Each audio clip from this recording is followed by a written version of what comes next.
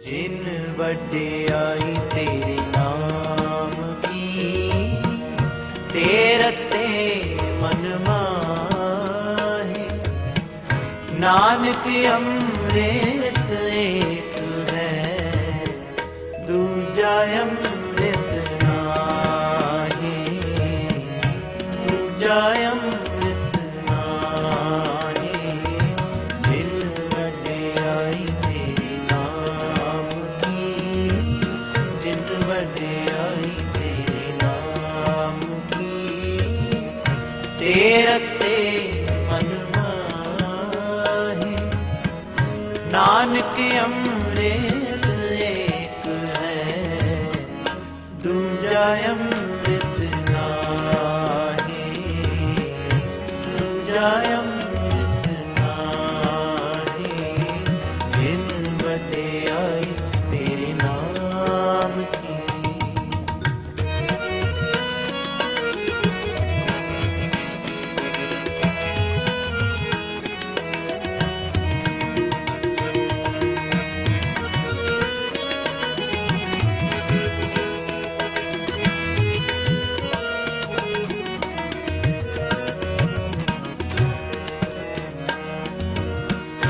नानक अमृत मनै माहे, पाइयै गुर प्रसाद।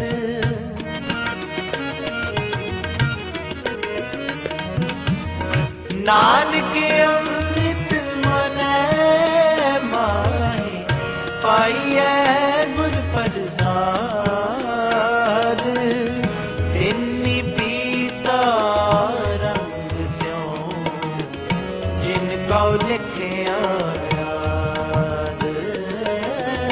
तिन्नी पीता रंग स्यों, जिन कौ लिखिया याद।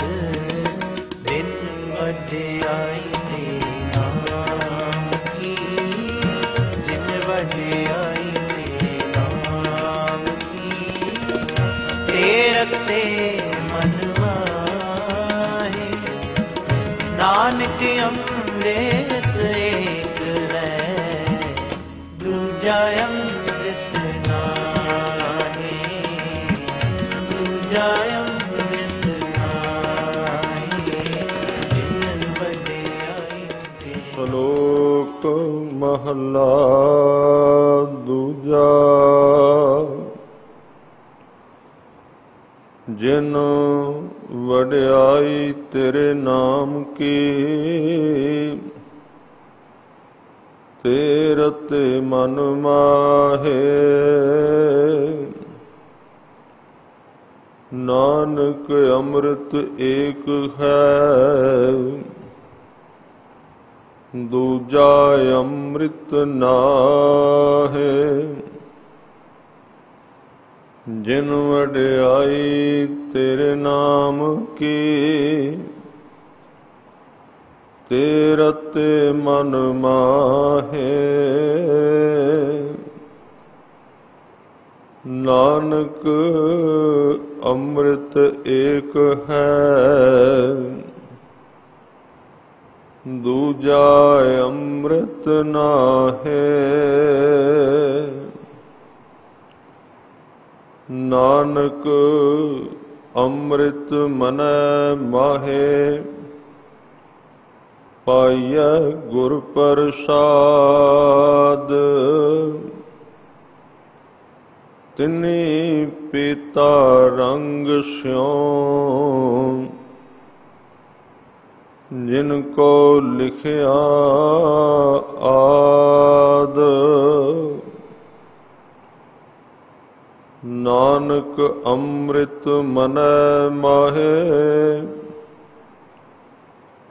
ਪਾਈਐ ਗੁਰ ਪ੍ਰਸਾਦ।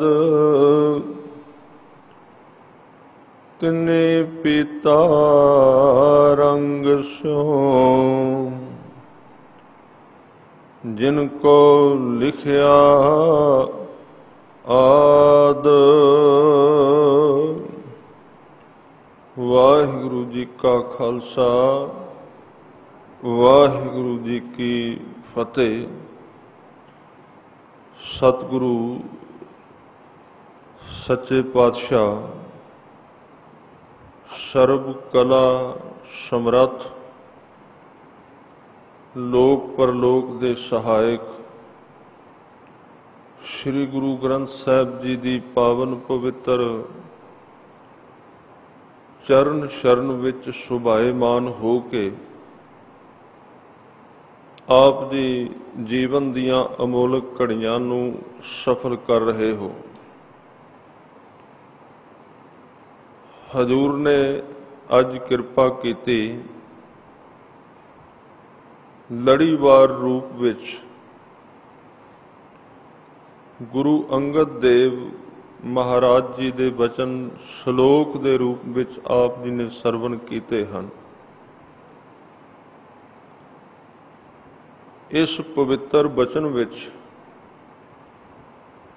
हजूर ने भगती मार्ग ते तुरन वालियां लई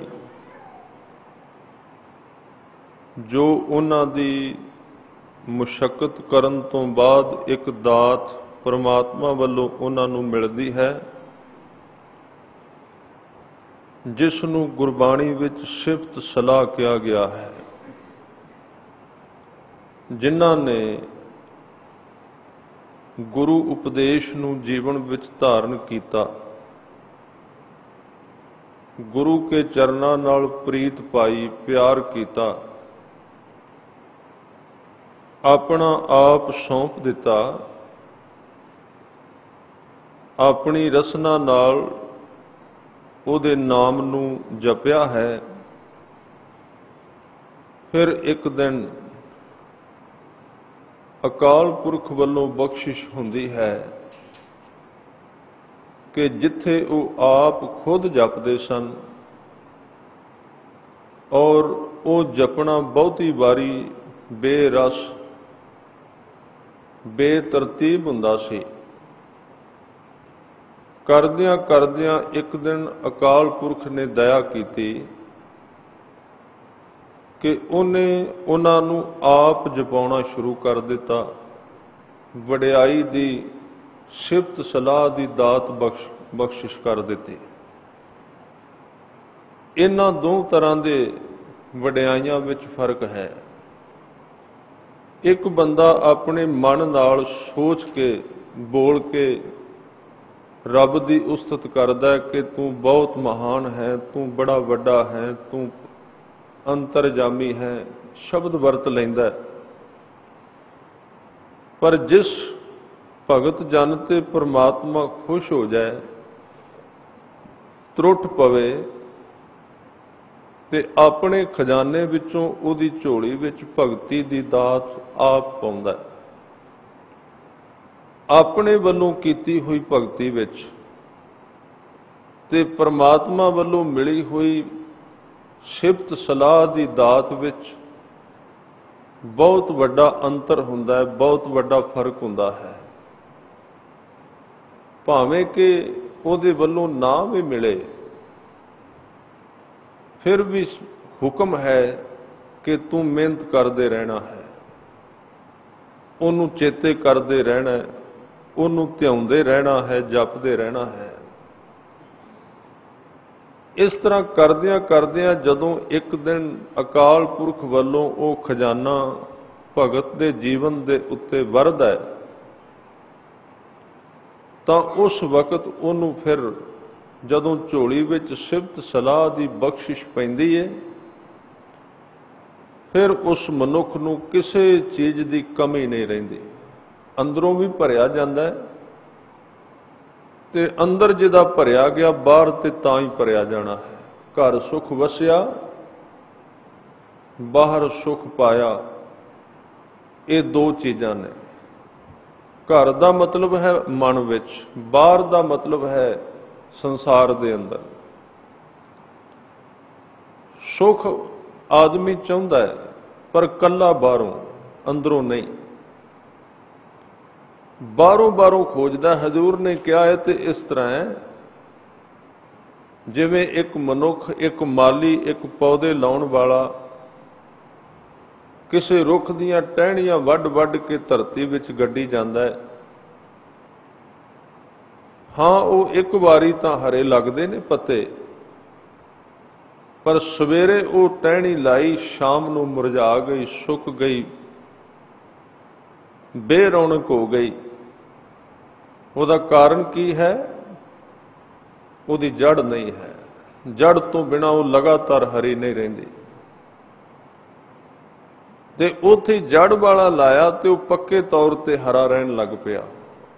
ਸੰਭਾਵਨਾ ਹੈ ਕਿ ਇੱਕ ਦਿਨ ਉਹਨੂੰ ਫੁੱਲ ਲੱਗਣਗੇ, ਸੰਭਾਵਿਤ ਹੈ ਕਿ ਇੱਕ ਦਿਨ ਉਸ ਨੂੰ ਫਲ ਵੀ ਲੱਗੇਗਾ, ਫਲ ਪੱਕੇਗਾ ਵੀ। ਪਰ ਜਿਸ ਰੁੱਖ ਦੀ ਜੜ ਕੱਟ ਕੇ ਲਾ ਦਈਏ ਉਹਦੀ ਸੁੱਕਣ ਦੀ ਸੰਭਾਵਨਾ ਹੈ, ਉਹਦੇ ਹਰੇ ਹੋਣ ਦੀ ਕੋਈ ਸੰਭਾਵਨਾ ਨਹੀਂ। ਵਕਤੀ ਤੌਰ ਤੇ ਉਹ ਹਰਾ ਰਹਿ ਸਕਦਾ ਹੈ। ਜੇ ਠੰਡ ਹੋਵੇ ਤੇ 4-10 ਕਈ ਵਾਰੀ ਠੰਡ ਵਿੱਚ ਟਹਿਣੀ ਗੱਡ ਦਿੰਦੇ ਨੇ ਬੱਚੇ, ਹਫ਼ਤਾ 10 ਦਿਨ ਹਰੀ ਰਹਿ ਜਾਂਦੀ, ਕੋਈ ਵੱਡੀ ਗੱਲ ਨਹੀਂ। ਇਸ ਤਰ੍ਹਾਂ ਜਦੋਂ ਅਸੀਂ ਬਾਹਰੋਂ ਸੁਖੀ ਹੋਣਾ ਚਾਹੁੰਦੇ ਹਾਂ ਤੇ ਉਹ ਇਸ ਤਰ੍ਹਾਂ ਦੀ ਇੱਕ ਕਾਰਵਾਈ ਹੈ, ਇਸ ਤਰ੍ਹਾਂ ਦਾ ਕੰਮ ਹੈ ਕਿ ਅਸੀਂ ਕਿਸੇ ਟਹਿਣੀ ਨੂੰ ਗੱਡ ਦਿੱਤਾ ਤੇ ਕਿਆ ਰੁੱਖ ਬਣ ਗਿਆ। ਇਹ ਗੱਲ ਪੱਕੀ ਹੈ ਕਿ ਟਹਿਣੀ ਜਿੰਨੀ ਮਰਜ਼ੀ ਵੱਡੀ ਲਾ ਲਓ, ਛਾਂ ਅੱਜ ਹੀ ਹੋ ਜਾਏਗੀ।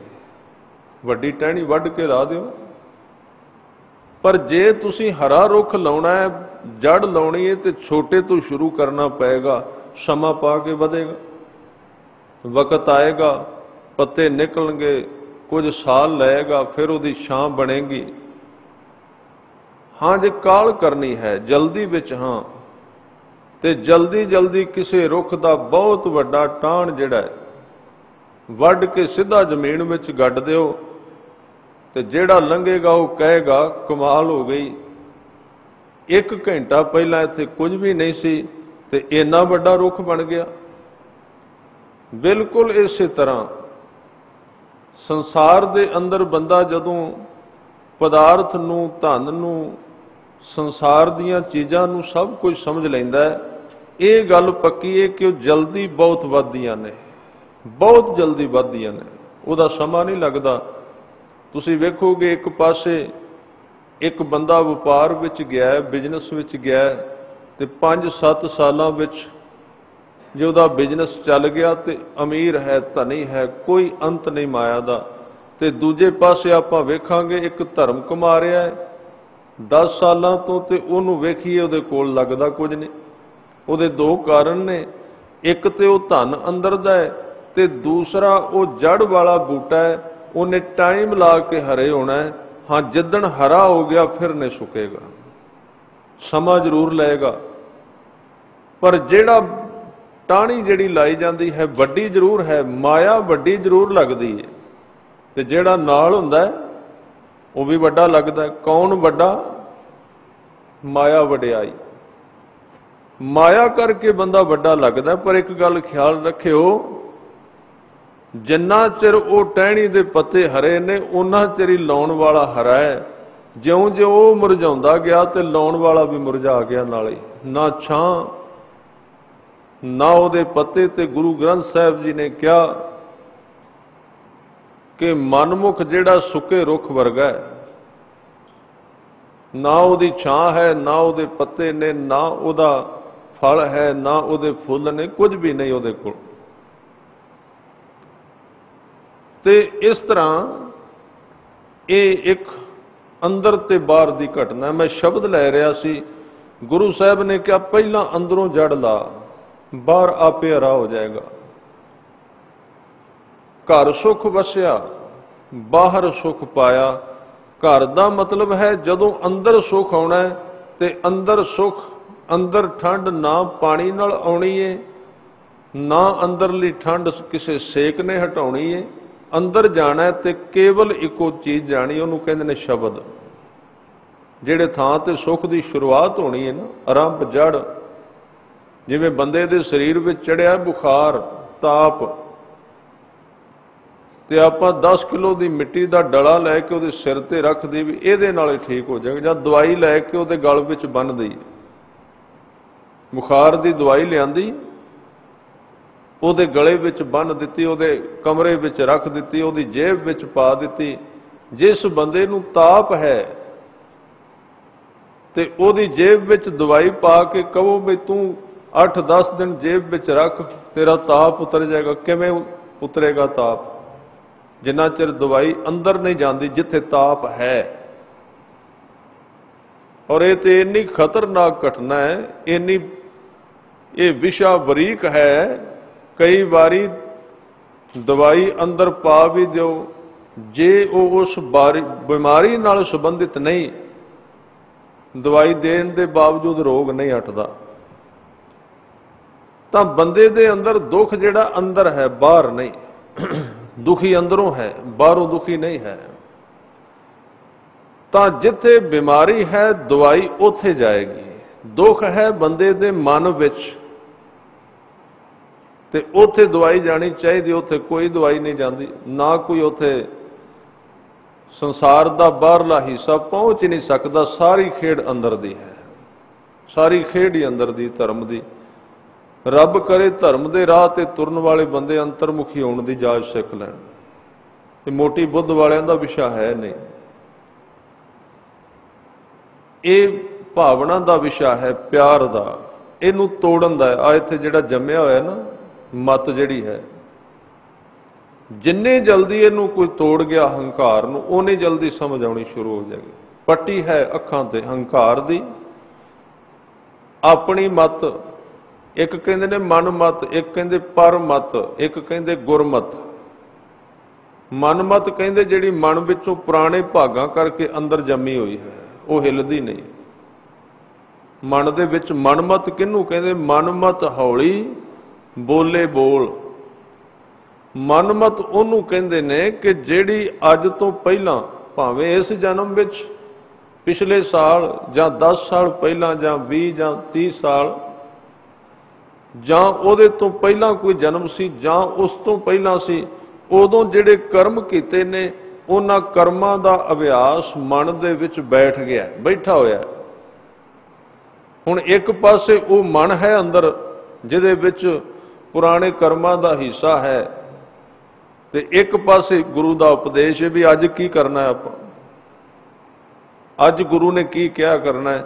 ਜਿਹੜਾ ਗੁਰੂ ਦਾ ਉਪਦੇਸ਼ ਹੈ ਤੇ ਜਿਹੜਾ ਮਨ ਦਾ ਪਿਛਲੇ ਜਨਮਾਂ ਦਾ ਅਭਿਆਸ ਹੈ, ਦੋਵਾਂ ਦਾ ਆਪਸ ਵਿੱਚ ਮੇਲ ਨਹੀਂ ਬਹਿੰਦਾ। ਉਹਨੂੰ ਕਹਿੰਦੇ ਨੇ ਬੇਨੀਅਤੀ। ਉਹਨੂੰ ਕਹਿੰਦੇ ਨੇ ਬੰਦਾ ਗੁਰੂ ਦੀ ਗੱਲ ਨੂੰ ਧਿਆਨ ਨਾਲ ਸੁਣਦਾ ਹੀ ਨਹੀਂ, ਅਣਗੌਰ ਕਰੀ ਜਾਂਦਾ ਹੈ, ਸੁਣ ਕੇ ਅਣਸੁਣਾ ਕਰੀ ਜਾਂਦਾ ਹੈ, ਕੰਨਾਂ ਵਿੱਚ ਰੂੰ ਦੇ ਲੈਂਦਾ ਹੈ। ਕਿਉਂ ਦਿੰਦਾ ਹੈ?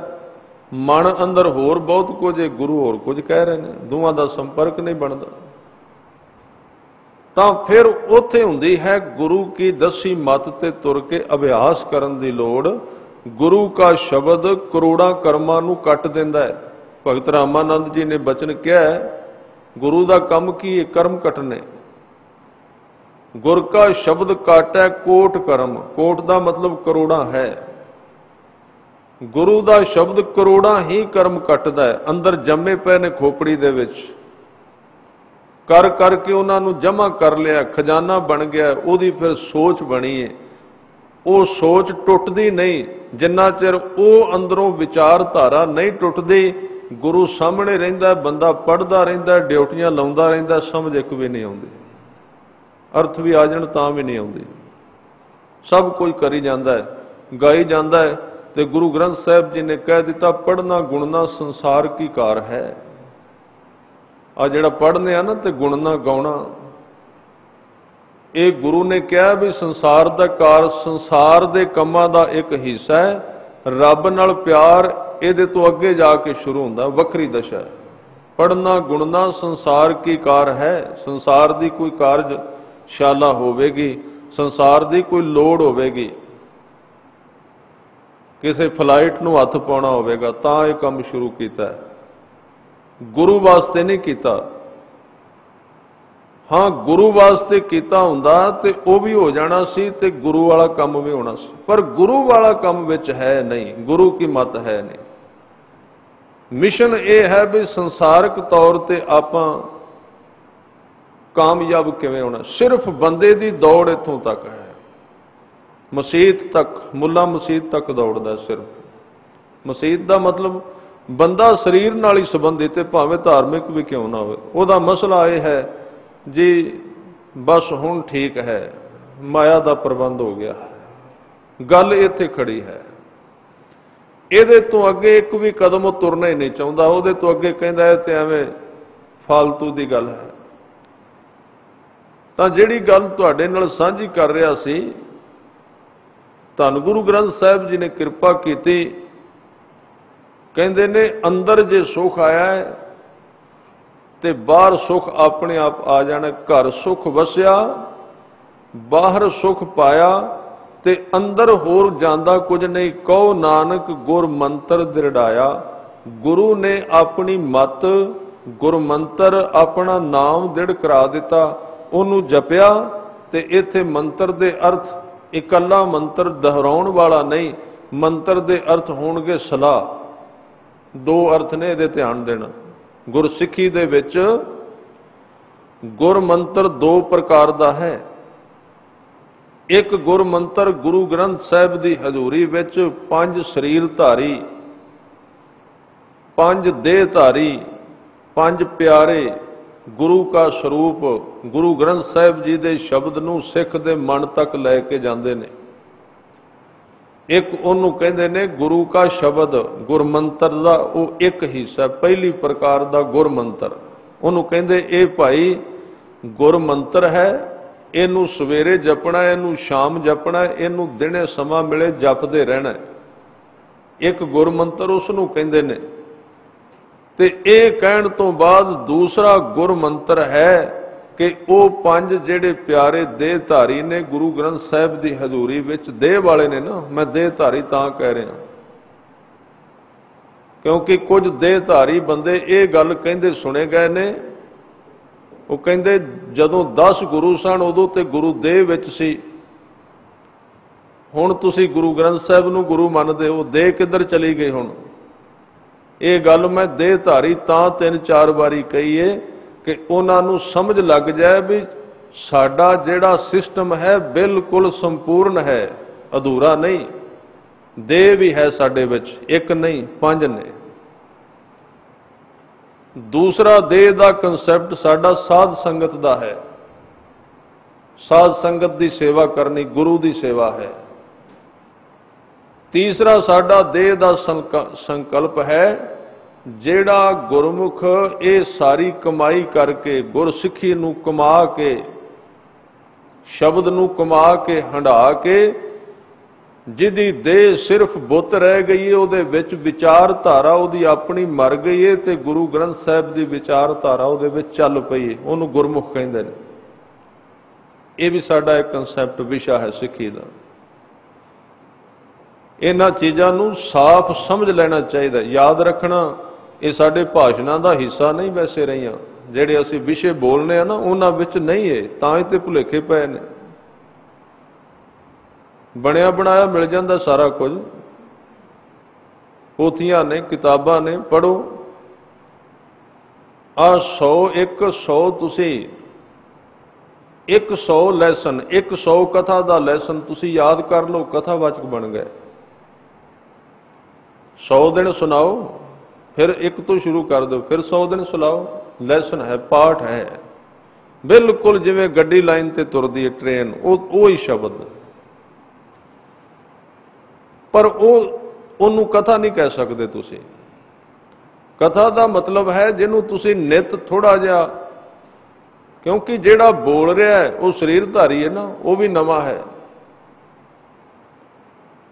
ਤਾਂ ਉਹ ਜਿਹੜਾ ਲਾਈਨ ਬੰਦ ਨਹੀਂ ਹੈ, ਉਹ ਨਵਾਂ ਹੋਣਾ ਚਾਹੀਦਾ, ਹੋਰ ਹੋਣਾ ਚਾਹੀਦਾ। ਤਾਂ ਇੱਕ ਵਿਖਿਆਨ ਕਰਤਾ ਸੀ, ਵਿਆਖਿਆ ਕਰਨ ਵਾਲਾ ਕਥਾਵਾਚਕ ਸੀ, ਉਹ 15 ਦਿਨ ਤੋਂ ਜ਼ਿਆਦਾ ਕਿਤੇ ਨਹੀਂ ਸੀ ਰੁਕਦਾ। 15 ਦਿਨ ਸਿਰਫ ਇੱਕ ਪਿੰਡ ਵਿੱਚ 15 ਦਿਨ, ਜਾਂ ਇੱਕ ਇਲਾਕੇ ਵਿੱਚ 15 ਦਿਨ ਹੀ ਜਾਂਦਾ ਸੀ। ਕਿਸੇ ਨੇ ਕਿਹਾ 2 ਦਿਨ ਹੋਰ ਠਹਿਰੋ, ਤੁਸੀਂ ਬਹੁਤ ਵਧੀਆ ਕਰਦੇ ਹੋ। ਉਹਨੇ ਕਿਹਾ ਨਹੀਂ, ਮੇਰਾ ਨਿਯਮ ਹੈ 15 ਦਿਨ ਤੋਂ ਉੱਤੇ ਨਹੀਂ। ਪੁੱਛਣ ਵਾਲੇ ਨੇ ਮਜਬੂਰ ਕਰ ਲਿਆ। ਅਖੀਰ ਨੂੰ ਉਹਨੇ ਇਕੱਲੇ ਨੂੰ ਬੁਲਾ ਕੇ ਕੰਨ ਵਿੱਚ ਕਹਿ ਦਿੱਤਾ, ਕਹਿਣ ਲੱਗਾ 15 ਹੀ ਤੇ ਮੇਰੇ ਕੋਲ ਲੈਸਨ ਨੇ ਬੋਲਣ ਵਾਲੇ, 16ਵਾਂ ਹੈ ਹੀ ਨਹੀਂ, ਇਸ ਕਰਕੇ ਮੈਂ ਅੱਗੇ ਜਾ ਕੇ ਫਿਰ ਸ਼ੁਰੂ ਕਰਨਾ 1 ਤੋਂ। ਤੇ ਜਿਹੜਾ ਸਰੋਤਾ ਸ਼੍ਰੇਣੀ ਹੈ ਉਹ ਫਿਰ ਇਹਦੇ ਉੱਤੇ ਡਿਪੈਂਡ ਹੋ ਜਾਂਦਾ। ਉਹ ਵੀ ਕਹਿੰਦਾ ਵੀ ਉਹ ਕਥਾ ਸੁਣਾਓ ਜਿਹੜੀਆਂ ਪਹਿਲਾਂ ਅਸੀਂ ਸੁਣੀਆਂ ਨੇ, ਫਿਰ ਉਹ ਸਿਰ ਫੇਰਦਾ ਵੀ ਵਾਕਈ ਹੈ, ਮੈਨੂੰ ਯਾਦ ਹੈ। ਜਿਹੜਾ ਸਰੋਤਾ ਸ਼੍ਰੇਣੀ ਹੈ ਨਾ, ਸੁਣਨ ਵਾਲੀ, ਉਹ ਵੀ ਉੱਥੇ ਹੀ ਖੜੀ ਹੋ ਜਾਂਦੀ ਹੈ। ਉਹ ਵੀ ਕਹਿੰਦਾ ਵੀ ਅੱਜ ਜਿਹੜੀ ਕਥਾ ਹੋਈ ਸੀ, ਆਪੋ ਆਪਣਾ ਸਾਡਾ ਅਣਦਿਸ ਦਾ ਹੰਕਾਰ ਹੈ ਨਾ ਸਾਡੇ ਅੰਦਰ, ਇਹ ਵੀ ਤੇ ਇੱਕ ਹੰਕਾਰ ਹੈ ਕਿ ਜਿਹੜੀ ਅੱਜ ਗੱਲ ਕੀਤੀ ਜਾ ਰਹੀ ਸੀ ਜਦੋਂ ਆਰੰਭ ਹੋਈ ਮੈਨੂੰ ਸਾਰੀ ਪਹਿਲਾਂ ਪਤਾ ਲੱਗ ਗਈ। ਬੜੇ ਸਰੋਤੇ ਮੈਂ ਕਹਿੰਦੇ ਵੀ ਸੁਣੇ ਨੇ, ਕਹਿੰਦੇ ਕਥਾ ਦੀ ਤੇ ਗੱਲ ਹੀ ਕੋਈ ਨਹੀਂ, ਜਦੋਂ ਕੋਈ ਕਥਾਵਾਚਕ ਕਥਾ ਸ਼ੁਰੂ ਕਰਦਾ ਮੈਨੂੰ ਪਹਿਲਾਂ ਹੀ ਮੇਰੇ ਸਾਹਮਣੇ ਆ ਜਾਂਦੀ। ਬੜਾ ਵੱਡਾ ਹੰਕਾਰ ਹੈ। ਤਾਂ ਇਹ ਕਿਉਂ ਹੁੰਦਾ ਹੈ? ਆਦਮੀ ਲੀਹਾਂ ਤੇ ਤੁਰਿਆ ਹੈ, ਉਹਨੇ ਇਸ ਰਾਹ ਤੇ ਕੋਈ ਮਿਹਨਤ ਨਹੀਂ ਕੀਤੀ, ਆਪ ਨਹੀਂ ਕੋਖਿਆ, ਬਣਿਆ ਬਣਾਇਆ ਲਿਆ ਹੈ। ਰੈਡੀਮੇਡ ਸਿਸਟਮ ਸਦਾ ਮਰਿਆ ਹੀ ਹੁੰਦਾ ਹੈ, ਉਹਦੇ ਵਿੱਚ ਜਿੰਦ ਜਾਨ ਨਹੀਂ ਹੁੰਦੀ। ਸੰਸਾਰ ਦੀ ਕਲਾ, ਪਰੰਪਰਾ, ਇਹ ਚੀਜ਼ਾਂ ਲਾਈਨਬੱਧ ਹੁੰਦੀਆਂ ਨੇ ਤੇ ਬੇਰਸ ਹੁੰਦੀਆਂ ਨੇ, ਸੁੱਕੀਆਂ ਬਿਲਕੁਲ, ਅਕਾ ਦਿੰਦੀਆਂ ਨੇ ਸੰਸਾਰ ਨੂੰ। ਧਰਮ ਫਿੱਕਾ ਪੈ ਜਾਂਦਾ ਹੈ, ਲੋਕ ਮੂੰਹ ਮੋੜ ਜਾਂਦੇ ਨੇ। ਇਸ ਕਰਕੇ ਇਉਂ ਲੱਗਦਾ ਹੈ ਇਹ ਧਾਰਮਿਕ ਸਭਾ ਹੈ ਕਿ ਸੌਣ ਦਾ ਪ੍ਰਬੰਧ ਕੀਤਾ ਜਾ ਰਿਹਾ, ਸਾਰੇ ਲੋਕ ਸੁੱਤੇ ਹੋਏ ਨੇ, ਕੋਈ ਅਵਾਸੀਆਂ ਲੈ ਰਿਹਾ ਹੈ, ਕੋਈ ਆਪਣੀਆਂ ਅੱਖਾਂ ਮਲ ਰਿਹਾ ਹੈ। ਕੀ ਕਾਰਨ ਹੈ? ਕਿ ਉਹਦੇ ਵਿੱਚ ਕੋਈ ਵੀ ਉਤਸੁਕਤਾ ਨਹੀਂ, ਉਹਦੇ ਵਿੱਚ ਕੋਈ ਖਿੱਚ ਦਾ ਸਾਧਨ ਹੈ ਨਹੀਂ। ਤਾਂ ਜਿਵੇਂ ਸੰਸਾਰੀਆਂ ਨੇ ਸੰਸਾਰ ਦੇ ਧਨ ਨੂੰ ਲੁਭਾਇਮਾਨ ਕੀਤਾ ਹੈ, ਖਿੱਚਦਾਇਕ ਕੀਤਾ ਹੈ, ਉਹਦੇ ਵਿੱਚ ਰੰਗ ਭਰੇ ਨੇ, ਉਹਨੂੰ ਨਵੀਨ ਬਣਾਇਆ ਹੈ। ਧਰਮ ਦੀ ਦੁਨੀਆ ਵੀ ਇਸ ਤਰ੍ਹਾਂ, ਉਹ ਆਪਣੇ ਤਰੀਕੇ ਦੇ ਨਾਲ ਖਿੱਚਦਾਇਕ ਹੋਣੀ ਚਾਹੀਦੀ ਹੈ, ਉਹਦੇ ਵਿੱਚ ਖਿੱਚ ਹੋਣੀ ਚਾਹੀਦੀ। ਪਰ ਤਾਂ ਜੇ ਦੋਵੇਂ ਚੀਜ਼ਾਂ ਮਿਹਨਤ ਕਰਨਗੀਆਂ, ਬੋਲਣ ਵਾਲੇ ਤੇ ਸੁਣਨ ਵਾਲੇ, ਦੋਵਾਂ ਨੂੰ ਮਿਹਨਤ ਕਰਨੀ ਪਏਗੀ। ਤਾਂ ਸਤਿਗੁਰੂ ਨੇ ਬਚਨ ਕੀਤਾ, ਕਹਿਣ ਲੱਗੇ ਗੁਰਮੰਤਰ ਕੀ ਹੈ? ਔਰ ਬਾਣੀ ਵਿੱਚ ਕਿਹਾ ਗੁਰਮੰਤਰ ਹੀਣਿਅਸਿਆ ਜੋ ਪ੍ਰਾਣੀ ਤ੍ਰਿਗੰਤ ਜਨਮ ਭ੍ਰਸ਼ਟਨ ਹੈ। ਤੇ ਗੁਰਮੰਤਰ ਮੈਂ ਕਹਿ ਰਿਹਾ ਸੀ ਦੋ ਤਰ੍ਹਾਂ ਦਾ ਹੈ। ਇੱਕ ਗੁਰਮੰਤਰ ਪੰਜ ਪਿਆਰੇ ਗੁਰੂ ਗ੍ਰੰਥ ਸਾਹਿਬ ਜੀ ਦੀ ਹਜ਼ੂਰੀ ਵਿੱਚ ਸਿੱਖ ਦੇ ਮਨ ਤੱਕ ਲੈ ਕੇ ਜਾਂਦੇ ਨੇ। ਉਹਨੂੰ ਕਹਿੰਦੇ ਨੇ ਹੁਣ ਤੂੰ ਇਹਨੂੰ ਜਪਣਾ ਹੈ, ਜਪੇਗਾ ਤੇ ਰੰਗ ਵਿਖਾਏਗਾ। ਯਾਦ ਰੱਖੀ ਦਵਾਈ ਜੇਬ ਵਿੱਚ ਪਾ ਕੇ ਫਿਰਿਆ ਰੋਗ ਨਹੀਂ ਵੱਟਦੇ, ਭੁਲੇਖੇ ਵਿੱਚ ਨਾ ਪੈ ਜੀ ਜਿਵੇਂ ਪਾਈ ਐ ਸਾਂ। ਵੈਸੇ ਤਾਂ ਗੁਰੂ ਕਿਰਪਾ ਕਰੇ ਵੀ ਉਹ ਸਰੀਰ ਹੀ ਘਟਦੇ ਜਾ ਰਹੇ ਨੇ, ਵੀ ਅੰਮ੍ਰਿਤ ਪਾਨ ਕਰੀਏ ਆਪਾਂ, ਤੇ ਜਿੰਨਾ ਆਪਾਂ ਕੀਤਾ ਹੈ ਦਵਾਈ ਜੇਬ ਵਿੱਚ ਹੀ, ਖਾਣ ਵਾਲੇ ਪਾਸੇ ਬਹੁਤ ਘੱਟ ਹੈ, ਕੋਈ ਵਿਰਲਾ ਹੈ। ਖਾਣ ਵਾਲੇ ਪਾਸੇ ਆਦਮੀ ਨਹੀਂ ਜਾਂਦਾ, ਬਸ ਜੇਬ ਵਿੱਚ ਪਾਈ, ਛਕਾ ਦਿੱਤਾ ਅੰਮ੍ਰਿਤ, ਬਣ ਗਏ ਗੁਰੂ ਕੇ ਸਿੱਖ। ਉਹ ਕਕਾਰ ਪਾ ਲੈ ਤੇ ਇਹਨੂੰ ਕਹਿ ਦਿੱਤਾ ਰਹਿਤ ਮਰਿਆਦਾ। ਇਹ ਰਹਿਤ ਮਰਿਆਦਾ ਦਾ ਬਾਹਰਲਾ ਹਿੱਸਾ ਸੀ। ਰਹਿਤ ਅੰਦਰ ਜਾ ਕੇ ਸ਼ੁਰੂ ਹੁੰਦੀ, ਅੱਗੇ ਬੰਦਾ ਅਧਿਆਤਮ ਤੌਰ ਤੇ ਕਮਾਉਂਦਾ ਕੀ ਏ, ਮਨ ਦੀ ਸਥਿਤੀ ਕੀ ਏ, ਸੋਚ ਕਿੱਥੇ ਖੜੀ ਏ, ਵਿਹਾਰ ਕਿਵੇਂ ਦਾ ਕਰਦਾ ਦੁਨੀਆ ਵਿੱਚ, ਬੋਲਦਾ ਕਿਵੇਂ ਵੇ, ਵੇਖਦਾ ਕਿਵੇਂ, ਖਾਂਦਾ ਕਿਵੇਂ ਹੈ, ਇਹਨੂੰ ਕਹਿੰਦੇ ਨੇ ਰਹਿਤ ਮਰਿਆਦਾ। ਇਹ ਰਹਿਤ ਮਰਿਆਦਾ ਸਿਰਫ 10% ਹੈ ਸਾਰੇ ਦਾ, ਜਿਹਨੂੰ ਆਪਾਂ ਕਹਿੰਦੇ 5 ਕਕਾਰ ਪਾ ਕੇ ਰੱਖਣੇ ਨੇ, ਸਿਰਫ 5% ਮਰਿਆਦਾ ਦਾ ਹਿੱਸਾ ਹੈ। ਅਸੀਂ ਇਹਨੂੰ ਕਹਿ ਦਿੱਤਾ ਜੀ ਸਾਰੀ ਮਰਿਆਦਾ। ਇੱਕ ਬੰਦਾ ਬਾਹਰੋਂ ਆਇਆ ਤਾਂ ਉਹਨੇ ਵਧੀਆ ਰੰਗ ਟੰਗ ਕੀਤਾ ਸੀ, ਅਸੀਂ ਕਹਿ ਦਿੱਤਾ ਰਹਿਤਵਣ ਲੱਗਦਾ ਹੈ। ਕਿਵੇਂ ਸਮਝ ਲਿਆ ਰਹਿਤਵਣ ਹੈ? ਰਹਿਤਵਣ ਤਾਂ ਹੈ ਜੇ ਅੰਮ੍ਰਿਤ ਵੇਲੇ ਉੱਠ ਕੇ ਪਹਿਲਾਂ ਉਹਨੇ ਬਾਣੀ ਪੜ੍ਹੀ, ਨਿਤਨੇਮ ਕੀਤਾ ਹੈ, ਸਿਮਰਨ ਕੀਤਾ ਹੈ, ਅਭਿਆਸ ਕੀਤਾ ਹੈ, ਰਹਿਤਵਣ ਉਹ ਤਾਂ ਹੈ। ਫਿਰ ਉਹਦਾ ਵਿਹਾਰ ਜਿਹੜਾ ਹੈ, ਜਿਹੜਾ ਉਹਨੇ ਫੀਲਡ ਵਿੱਚ ਕਰਨਾ, ਬੋਲਣਾ, ਬੈਠਣਾ, ਉੱਠਣਾ, ਉਹ ਮਰਿਆਦਾ ਵਿੱਚ ਹੋਣਾ ਚਾਹੀਦਾ। ਜਦੋਂ ਇਹ ਸਾਰੀਆਂ ਚੀਜ਼ਾਂ ਇਕੱਠੀਆਂ ਹੋ ਜਾਣ ਤੇ ਉਹਨੂੰ ਕਹਿੰਦੇ ਰਹਿਤ ਮਰਿਆਦਾ। ਉਹ ਰਹਿਤ ਮਰਿਆਦਾ ਹੁੰਦੀ ਹੈ। ਅਸੀਂ ਇਸ ਚੀਜ਼ ਨੂੰ ਹੋਰ ਹਵਾ ਦੇਨੇ, ਫਲਾਣਾ ਬੰਦਾ ਬਹੁਤ ਰਹਿਤ ਮਰਿਆਦਾ ਵਿੱਚ ਕੱਟੜ ਹੈ ਜੀ, ਕੱਟੜ ਬੜਾ ਹੈ। ਕਾਹਦੇ ਵਿੱਚ ਕੱਟੜ ਹੈ? ਬਸ ਹੱਥ ਸਿੱਧੇ ਜੋੜਦਾ ਹੈ, ਮੱਥਾ ਠੀਕ ਲਾਉਂਦਾ ਧਰਤੀ ਤੇ, ਇਹਨਾਂ ਚੀਜ਼ਾਂ ਨੂੰ ਕੱਲੀਆਂ ਨੂੰ ਅਸੀਂ ਮਰਿਆਦਾ ਕਹਿ ਦਿੱਤਾ। ਇਹ ਮਰਿਆਦਾ ਦੀ ਸ਼ੁਰੂਆਤ ਹੈ, ਆਰੰਭਤਾ ਹੈ। ਤਾਂ ਦੋ ਪ੍ਰਕਾਰ ਦਾ ਗੁਰਮੰਤਰ, ਇੱਕ ਤਾਂ ਜਪਣ ਵਾਸਤੇ ਪੰਜਾਂ ਨੇ ਦਿੱਤਾ ਗੁਰੂ ਗ੍ਰੰਥ ਸਾਹਿਬ ਦੀ ਹਜ਼ੂਰੀ ਵਿੱਚ, ਤੇ ਦੂਸਰਾ ਗੁਰਮੰਤਰ ਕਿਹੜਾ ਹੈ? ਫਿਰ ਉਹ ਜਿਹੜੇ ਪੰਜ ਨੇ ਗੁਰੂ ਦਾ ਰੂਪ ਨੇ, ਗੁਰਬਾਣੀ ਦੇ ਵਿੱਚੋਂ ਮੰਤਰ ਦਾ ਅਰਥ ਹੁੰਦਾ ਸਲਾਹ ਦੇਣੀ। ਫਿਰ ਉਸ ਜਗਿਆਸੂ ਨੂੰ ਉਹਨਾਂ ਵੱਲੋਂ ਸਲਾਹਾਂ ਦਿੱਤੀਆਂ ਜਾਂਦੀਆਂ ਨੇ ਕਿ ਤੂੰ ਇਹ ਕੰਮ ਇਸ ਤਰ੍ਹਾਂ ਕਰਨਾ ਹੈ।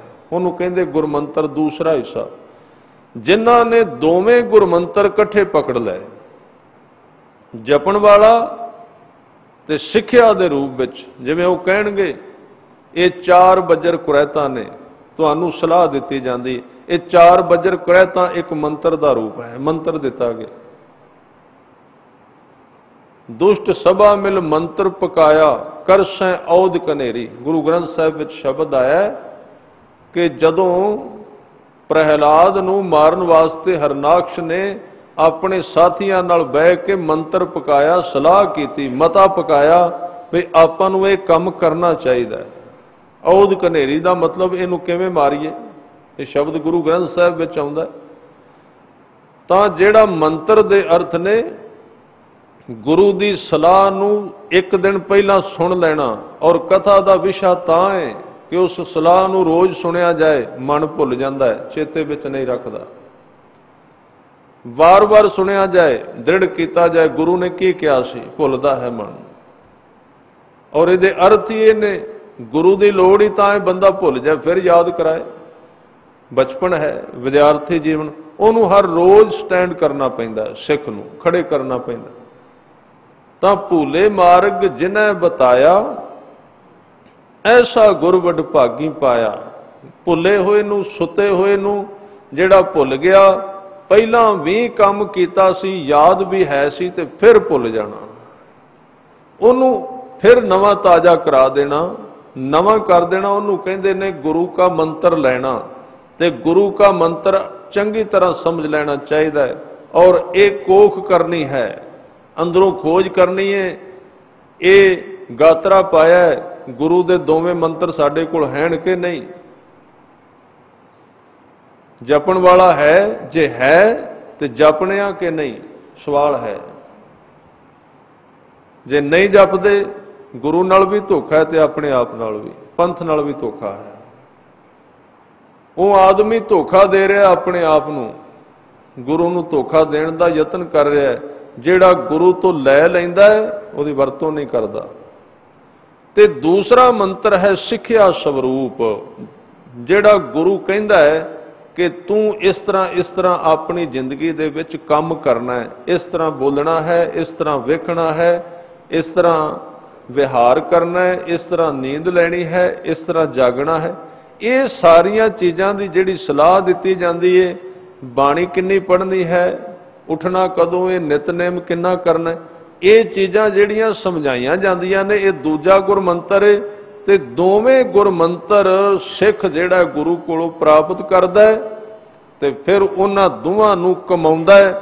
ਫਿਰ ਉਹਨੂੰ ਕਹਿੰਦੇ ਨੇ ਵੀ ਇਹ ਗੁਰੂ ਕਾ ਸਿੱਖ ਹੈ। ਫਿਰ ਉਹਦਾ ਨਾਮ ਲਿਆ ਜਾ ਸਕਦਾ, ਫਿਰ ਉਹਨੂੰ ਇਹ ਸਤਿਕਾਰ ਦਿੱਤਾ ਜਾ ਸਕਦਾ ਹੈ, ਫਿਰ ਉਹਨੂੰ ਖਾਲਸਾ ਕਿਹਾ ਜਾ ਸਕਦਾ ਹੈ, ਫਿਰ ਉਹਨੂੰ ਗੁਰਮੁਖ ਕਿਹਾ ਜਾ ਸਕਦਾ ਹੈ। ਬੇਨਤੀ ਕਰ ਰਿਹਾ ਸੀ, ਘਰ ਸੁਖ ਵਸਿਆ ਬਾਹਰ ਸੁਖ ਪਾਇਆ, ਕਉ ਨਾਨਕ ਗੁਰਮੰਤਰ ਦ੍ਰਿੜਾਇਆ। ਦ੍ਰਿੜਾਇਆ ਦਾ ਮਤਲਬ ਹੈ ਪੱਕਾ ਕਰ ਲੈਣਾ, ਉਹਨੂੰ ਚੇਤੇ ਵਿੱਚ ਰੱਖਣਾ, ਉਹਨੂੰ ਆਪਣੇ ਅੰਦਰ ਹੰਡਾਉਣਾ ਜੀਵਨ ਦੇ ਅੰਦਰ। ਅੱਜ ਦਾ ਬਚਨ ਹੈ ਕਿ ਜਿਨ ਵਡਿਆਈ ਤੇਰੇ ਨਾਮ ਕੀ। ਇੱਥੇ ਵਡਿਆਈ ਦੇ ਅਰਥ ਨੇ ਸਿਫਤ ਸਲਾਹ। ਤੇ ਮੈਂ ਪਹਿਲਾਂ ਵਿਸ਼ੇ ਵਿੱਚ ਗੱਲ ਸਾਂਝੀ ਕਰ ਰਿਹਾ ਸੀ, ਜਦੋਂ ਪਰਮਾਤਮਾ ਵੱਲੋਂ ਇਹ ਤੋਹਫਾ ਮਿਲਦਾ ਹੈ, ਖਜ਼ਾਨਾ, ਬੰਦੇ ਦਾ ਜੀਵਨ ਰੰਗਿਆ ਜਾਂਦਾ, ਭਗਤੀ ਦੀ ਦਾਤ ਇਹਨੂੰ ਕਹਿੰਦੇ ਨੇ। ਰੱਬ ਆਪ ਜਪਾਉਂਦਾ ਹੈ, ਜਪਣਾ ਨਹੀਂ ਪੈਂਦਾ। ਉਹਦਾ ਸਰੀਰ ਫਿਰ ਯੰਤਰ ਬਣ ਜਾਂਦਾ ਹੈ। ਜਿਵੇਂ ਪਹਿਲਾਂ ਬਾਂਸ ਸੀ, ਫਿਰ ਬਾਂਸਰੀ ਬਣ ਗਈ। ਬਾਂਸ ਵਿੱਚ ਫੂਕ ਮਾਰਿਆ ਕੋਈ ਨਹੀਂ ਸੀ ਸਾਜ਼ ਨਿਕਲਦਾ, ਅੰਧੇ ਏਕ ਨਾ ਲੱਗਈ ਜੋ ਬਾਂਸ ਵਜਾਈ ਹੈ ਫੂਕ। ਬੰਸਰੀ ਕੀ ਹੁੰਦੀ, ਬਾਂਸ ਹੁੰਦਾ ਪਹਿਲਾਂ। ਉਹ ਪਹਿਲਾਂ ਬਾਂਸ ਹੈ, ਪਰ ਉਸ ਬੰਸਰੀ ਨੇ ਕਾਰੀਗਰ ਦੇ ਅੱਗੇ ਆਪਣਾ ਸਰੀਰ ਰੱਖ ਦਿੱਤਾ ਬਈ ਲੈ ਮੇਰੇ ਵਿੱਚੋਂ ਸੰਗੀਤ ਨਿਕਲਣਾ ਚਾਹੀਦਾ। ਕਾਰੀਗਰ ਨੇ ਉਹਦੇ ਉੱਤੇ ਫਿਰ ਐਗਰੀਮੈਂਟ ਕੀਤਾ, ਉਹਦੇ ਨਾਲ ਸ਼ਰਤ ਇਹ ਲਾਈ, ਅੱਜ ਤੂੰ ਬਾਂਸ ਹੈ ਵਿੱਚੋਂ ਖਾਲੀ, ਅੱਜ ਤੇਰੇ ਵਿੱਚੋਂ ਨਹੀਂ ਸੰਗੀਤ ਨਿਕਲਦਾ, ਤੇ ਜੇ ਤੂੰ ਚਾਹੁੰਦਾ ਹੈ ਕਿ ਮੇਰੇ ਵਿੱਚੋਂ ਸੰਗੀਤ ਨਿਕਲੇ ਤੇ ਤੈਨੂੰ ਇੱਕ ਕੰਮ ਤੇ ਪਹਿਲਾਂ ਕਰਨਾ ਪੈਣਾ ਹੈ ਵੀ ਤੂੰ ਬਾਂਸ ਤੋਂ ਬਾਂਸਰੀ ਬਣੇਗੀ, ਤੇਰਾ ਨਾਮ ਬਦਲ ਜਾਣਾ ਹੀ। ਇਸ ਲਈ ਗੁਰੂ ਗ੍ਰੰਥ ਸਾਹਿਬ ਵਿੱਚ ਭਾਵੇਂ ਮਨੁੱਖ ਹੈ ਤੇ ਭਾਵੇਂ ਇਸਤਰੀ, ਭਗਤ ਨੂੰ ਇਸਤਰੀ ਨਾਲ ਸੰਬੋਧਿਤ ਕੀਤਾ ਗਿਆ ਹੈ। ਸੁਹਾਗਣ ਸ਼ਬਦ ਵਰਤਿਆ ਨਾ, ਸੁਹਾਗਣ ਦੇ ਅਰਥ ਕੱਲੀ ਇਸਤਰੀ ਨਹੀਂ, ਸੁਹਾਗਣ ਦੇ ਅਰਥ ਬੰਦੇ ਨੂੰ, ਭਗਤ ਨੂੰ, ਨਾਮ ਜਪਣ ਵਾਲੇ ਨੂੰ ਸੁਹਾਗਣ ਕਿਹਾ ਗਿਆ ਹੈ। ਜਾਏ ਪੁੱਛੋ ਸੁਹਾਗਣੀ ਤੁਸੀਂ ਰਾਵਿਆ ਕਿੰਨੀ ਗੁਣੀ। ਸੁਹਾਗਣੀ ਦਾ ਮਤਲਬ ਗੁਰਮੁਖ। ਜਦੋਂ ਹੀ ਕੋਈ ਇਸ ਰਾਹ ਤੇ ਤੁਰਦਾ ਹੈ ਉਹਦਾ ਅੰਦਰਲਾ ਮਨੁੱਖ ਤੋਂ ਬਦਲ ਕੇ ਇਸਤਰੀ ਦਾ ਰੂਪਕ ਬਣ ਜਾਂਦਾ ਹੈ, ਬਾਂਸ ਤੋਂ ਬਾਂਸਰੀ ਹੋ ਜਾਂਦਾ ਹੈ। ਬਾਂਸਰੀ ਇਸਤਰੀ ਲਿੰਗ ਹੈ, ਬਾਂਸ ਜਿਹੜਾ ਪੁਰਸ਼ਵਾਚਕ ਹੈ, ਮਨੁੱਖ ਦੀ ਖਬਰ ਦਿੰਦਾ ਹੈ। ਇਸ ਤਰ੍ਹਾਂ ਬਹੁਤ ਸਾਰੀਆਂ ਚੀਜ਼ਾਂ ਨੇ ਜਿਹੜੀਆਂ ਇਸਤਰੀ ਲਿੰਗ ਨੇ। ਤੁਸੀਂ ਵਿਦਿਆਰਥੀ ਸਮਝਦੇ ਹੋਵੋਗੇ ਜਿਨ੍ਹਾਂ ਨੇ, ਚਲੋ ਤੁਸੀਂ ਤਾਂ ਪੜ੍ਹੇ ਵੀ ਬਹੁਤ +2, ਪਰ ਜੇ ਤਜਰਬਾ ਨਹੀਂ ਨਾ ਤੇ ਇਸਤਰੀ ਲਿੰਗ ਤੇ ਪੁਰਸ਼ ਇਹਦਾ ਵੀ ਪਤਾ ਨਹੀਂ ਲੱਗਦਾ। ਰੱਟੇ ਲਾਏ ਨੇ ਨਾ, ਪ੍ਰੈਕਟੀਕਲ ਨਹੀਂ ਕੀਤਾ। ਤਾਂ ਫਿਰ 7 ਤੇ 9 ਨੂੰ ਜੋੜਨਾ ਹੋਵੇ ਤੇ ਕਾਗਜ਼ ਲੱਭਦਾ ਫਿਰਦਾ ਬੰਦਾ ਵੀ ਕੀ ਕਰੀਏ ਹੁਣ। ਕਾਗਜ਼ ਇਕੱਠੇ ਕਰੋ, ਜੋੜ ਕੇ ਪਲੱਸ ਕਰੋ ਜਾਂ ਕੈਲਕੂਲੇਟਰ ਲੈ ਕੇ ਆਓ, ਤਜਰਬਾ ਨਹੀਂ ਹੈ। ਤਾਂ ਪੁਰਸ਼ਵਾਚਕ ਦਾ ਮਤਲਬ ਉਹ ਨਾਮ ਜਿਹੜੇ ਪੁਰਸ਼ ਵਾਂਗੂ ਵਰਤੇ ਜਾਂਦੇ। ਜਿਵੇਂ ਆਪਾਂ ਕਹਿੰਦੇ ਆ ਮਨ ਪੁਰਸ਼ਵਾਚਕ ਹੈ। ਉੱਥੇ ਆਪਾਂ ਇਹ ਨਹੀਂ ਕਵਾਂਗੇ ਮੇਰੀ ਮਨ ਕਰਦੀ ਹੈ, ਉੱਥੇ ਬੰਦਾ ਇਹ ਬੋਲਦਾ ਮੇਰਾ ਮਨ ਕਰਦਾ ਹੈ, ਪੁਰਸ਼ਵਾਚਕ ਹੈ, ਮਨੁੱਖਵਾਚਕ ਹੈ। ਮਨ ਪੁਰਸ਼ਵਾਚਕ ਹੈ ਤੇ ਜਿਹੜੀ ਮਤ ਹੈ ਉਹ ਇਸਤਰੀਵਾਚਕ ਹੈ। ਮਤ ਨੂੰ ਕਦੀ ਨਹੀਂ ਇਹ ਕਹੋਗੇ ਮੇਰਾ ਮਤ ਇਹ ਕਰਦਾ ਹੈ। ਉੱਥੇ ਇਹ ਹੁੰਦਾ ਵੀ ਫਲਾਣੇ ਬੰਦੇ ਦੀ ਮਤ ਮਾਰੀ ਗਈ ਹੈ, ਇਸਤਰੀ ਲਿੰਗ ਹੈ। ਇਹਦੇ ਬੜੇ ਡੂੰਘੇ ਕਾਰਨ ਹੁੰਦੇ ਨੇ। ਕਈ ਤਾਂ ਇਹਨੂੰ ਕਹਿੰਦੇ ਹੀ ਮਤੀ ਨੇ, ਮਤੀ ਦਾ ਮਤਲਬ ਇਸਤਰੀਵਾਚਕ। ਇਹ ਮਤ ਤਾਂ ਇਹਨੂੰ ਬੁੱਧੀ ਵੀ ਕਹਿੰਦੇ ਨੇ, ਇਹਨੂੰ ਬੁੱਧੀ ਤਾਂ ਕਹਿੰਦੇ, ਬੁੱਧੀ ਸ਼ਬਦ ਦੇ ਪਿੱਛੇ ਜਿਹੜਾ ਧੱਦਾ ਲੱਗਾ ਹੈ ਉਹ ਧੀ ਦਾ ਵਾਚਕ ਹੈ। ਬੁੱਧੀ ਯਾਨੀ ਕਿ ਪਰਮਾਤਮਾ ਦੀ ਧੀ, ਪਰਮਾਤਮਾ ਵਿੱਚੋਂ ਪੈਦਾ ਹੋਈ ਸ਼ਕਤੀ। ਫਿਰ ਇਹਦੇ ਵੱਲ ਜਿਹੜਾ ਪੁੱਤਰ ਜਨਮ ਲਿਆ ਉਹ ਮਨ ਸੀ, ਬੁੱਧੀ ਦੇ ਘਰ ਵਿੱਚ ਉਹਨੇ ਜਨਮ ਲਿਆ। ਇਹ ਮਨ ਦੀ ਮਾਂ ਹੈ ਜਿਹੜੀ ਮਤ ਜਿਹੜੀ ਹੈ, ਬੁੱਧੀ ਜਿਹੜੀ ਹੈ। ਇਸ ਤਰ੍ਹਾਂ ਇਹ ਚੀਜ਼ਾਂ ਨੇ। ਬਾਂਸ ਜਿਹੜਾ ਹੈ ਪੁਰਸ਼ਵਾਚਕ ਹੈ, ਬਾਂਸਰੀ ਜਿਹੜੀ ਹੈ ਇਸਤਰੀਵਾਚਕ ਹੈ, ਇਸਤਰੀ ਦੀ ਖਬਰ ਦਿੰਦੀ ਹੈ। ਤਾਂ ਉਸ ਬਾਂਸ ਨੇ ਜਦੋਂ ਕਾਰੀਗਰ ਨੂੰ ਕਿਹਾ ਕਿ ਮੇਰੇ ਵਿੱਚੋਂ ਸੰਗੀਤ ਨਿਕਲਣਾ ਚਾਹੀਦਾ, ਉਹਨੇ ਕਿਹਾ ਸ਼ਰਤ ਇੱਕ ਹੈ, ਪਹਿਲਾਂ ਤੇ ਬਾਂਸ ਤੋਂ ਬਾਂਸਰੀ ਬਣਾਵਾਂਗਾ, ਫਿਰ ਮੈਂ ਤੇਰੇ ਉੱਤੇ ਚਲਾਉਣਾ ਹੈ ਔਜ਼ਾਰ, ਮੈਂ ਤੇਰੇ ਸਰੀਰ ਦੇ ਵਿੱਚ ਕੱਢਣੇ ਨਹੀਂ ਛੇਕ, ਕਲਾ ਵਿਖਾਉਣੀ ਆਪਣੀ। ਜਦੋਂ ਛੇਕ ਨਿਕਲ ਗਿਆ ਤੇ ਉਹ ਹੀ ਫੂਕ ਹੋਵੇਗੀ ਜਿਹੜੀ ਪਹਿਲਾਂ ਬਾਂਸ ਵਿੱਚ ਵੱਜਦੀ ਸੀ, ਪਰ ਹੁਣ ਸੰਗੀਤ ਨਿਕਲੇਗਾ। ਇਸ ਤਰ੍ਹਾਂ ਜਦੋਂ ਕੋਈ ਮਨੁੱਖ ਪਰਮਾਤਮਾ ਨੂੰ ਆਪਣਾ ਸਰੀਰ ਸੌਂਪ ਦਿੰਦਾ ਹੈ, ਗੁਰੂ ਨੂੰ ਆਪਣਾ ਸਰੀਰ ਦੇ ਦਿੰਦਾ ਸਿੱਖ, ਤੇ ਗੁਰੂ ਫਿਰ ਉਹਦੇ ਜੀਵਨ ਦੇ ਵਿੱਚ ਉਹਦੇ ਬਾਂਸ ਵਰਗੇ ਜੀਵਨ ਨੂੰ ਬਾਂਸਰੀ ਵਿੱਚ ਬਦਲ ਦਿੰਦਾ ਹੈ। ਉਹਦੇ ਉੱਤੇ ਆਪਣੀ ਕਲਾ ਦੀ ਵਰਤੋਂ ਕਰਦਾ ਹੈ, ਸ਼ਬਦ ਦੀ ਚੋਟ ਦੇ ਨਾਲ ਉਹਦੇ ਵਿੱਚ ਸੁਰਾਖ ਕੱਢ ਦਿੰਦਾ ਹੈ। ਉਹ ਹੀ ਬੰਦਾ ਜਿਹਦੇ ਜੀਵਨ ਦੇ ਵਿੱਚ ਇੱਕ ਵੀ ਸੰਗੀਤ ਨਹੀਂ ਸੀ, ਇੱਕ ਵੀ ਰਾਗ ਨਹੀਂ ਸੀ, ਉਹਦਾ ਸਰੀਰ ਸਾਰਾ ਰਾਗਾਂ ਦਾ ਸਰੂਪ ਹੀ ਬਣ ਜਾਂਦਾ ਹੈ। ਮਰਦਾਨਾ ਕੌਣ ਹੈ? ਭਾਈ ਮਰਦਾਨਾ ਅਸੀਂ ਕਹਿੰਦੇ ਹਾਂ। ਤਾਂ ਮਰਦਾਨਾ ਗੁਰੂ ਸਾਹਿਬ ਦਾ ਸਾਜ਼ ਹੈ, ਰਬਾਬ ਤੇ ਅੱਗੇ ਉਹਦੀ ਸਾਜ਼ ਹੈ। ਮਰਦਾਨੇ ਨੂੰ ਘੜ ਲਿਆ ਗੁਰੂ ਨਾਨਕ ਸਾਹਿਬ ਨੇ। ਕਿਉਂ ਘੜਿਆ? ਕਿ ਉਹਨਾਂ ਨੇ ਆਪਣਾ ਆਪ ਸੌਂਪ ਦਿੱਤਾ। ਤਾਂ ਇੱਥੇ ਜਿਹੜਾ ਬਚਨ ਹੈ, ਜਿਨ ਵਡਿਆਈ ਤੇਰੇ ਨਾਮ ਕੀ, ਜਿਨ੍ਹਾਂ ਨੂੰ ਅਕਾਲ ਪੁਰਖ ਵਾਹਿਗੁਰੂ ਵੱਲੋਂ ਨਾਮ ਦੀ ਦਾਤ ਖਜ਼ਾਨੇ ਦੇ ਰੂਪ ਵਿੱਚ, ਬਖਸ਼ਿਸ਼ ਦੇ ਰੂਪ ਵਿੱਚ ਝੋਲੀ ਵਿੱਚ ਪੈਂਦੀ ਏ, ਉਹਨਾਂ ਦਾ ਜੀਵਨ ਰੰਗਿਆ ਜਾਂਦਾ ਹੈ। ਔਰ ਫਿਰ ਉਹਨਾਂ ਵਿੱਚ ਬਾਦਸ਼ਾਹਾਂ ਦੇ ਬਾਦਸ਼ਾਹ ਹੋਣ ਦੀ ਸ਼ਕਤੀ ਆ ਜਾਂਦੀ ਹੈ। ਤੁਸੀਂ ਬਾਣੀ ਵਿੱਚ ਪੜ੍ਹੋਗੇ, ਜਿਸ ਨੂੰ ਬਖਸ਼ੇ ਸਿਫਤ ਸਲਾਹ, ਨਾਨਕ ਪਾਤਸ਼ਾਹੀ ਪਾਤਸ਼ਾਹ। ਸਿਫਤ ਸਲਾਹ ਇੱਕ ਅੰਦਰ ਦਾ ਖਜ਼ਾਨਾ ਹੈ ਜਿਹੜਾ ਦਿਸਣ ਵਿੱਚ ਨਹੀਂ ਆਉਂਦਾ। ਜਿਹਨੂੰ ਗੁਰੂ ਬਖਸ਼ਦਾ ਹੈ ਉਹ ਅੰਦਰੋਂ ਵੀ ਰੱਜ ਜਾਂਦਾ ਹੈ ਤੇ ਬਾਹਰੋਂ ਵੀ ਤ੍ਰਿਪਤ ਹੋ ਜਾਂਦਾ ਹੈ।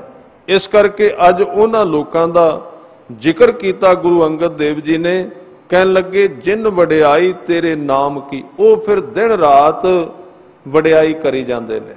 वडियाई का मतलब एक चीज नू बहुती वारी दोहराउणा ते ओदे तो अकना ना, उहनूं वडियाई कहंदे ने। जपण विच ते वडियाई विच ये फर्क है। जिहड़ा बंदा कल्ला जपदा है ना, ਉਹਦਾ प्रयोजन होएगा भी किन्ना जपना है।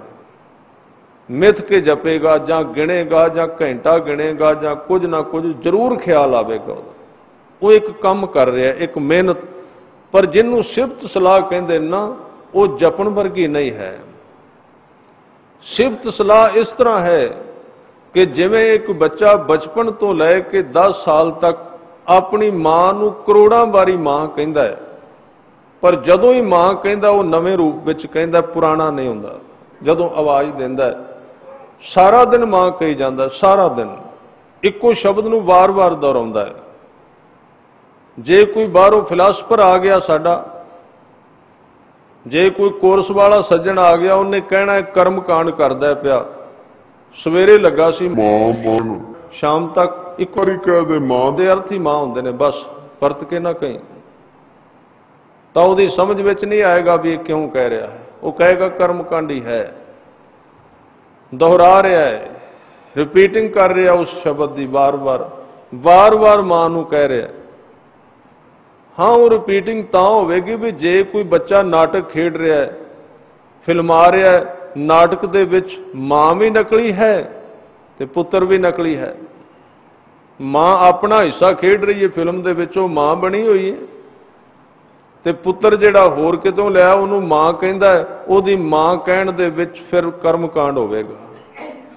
धर्म दी दुनिया दे विच जदों बंदा रब नूं वार-वार दोहराउंदा है, जे ते खेडदा पिया नाटक सिर्फ पर्दे दे उत्ते लोकां नूं दिखाउण लई, फिल्म बनाउणी है, लोकां नूं विखाउणा है भी मेरी भी मां है, मां कहंदी मेरा भी पुत्र है, सिख कहंदा मेरा भी गुरु है।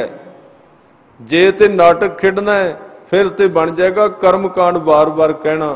ते जे एक मां ने अपने शरीर दे विच रख के एक शरीर नूं बनाया है, अपने शरीर दा मास कढ़ के उहदे शरीर दी रचना कीती है, उहनूं जन्म दिता है, दुध पियाया है, जे वो बार बार मां कहेगा तो वो रिपीटिंग नहीं होगी, वो फिर बार बार उहदा उचारण कर्म कांड नहीं होगा।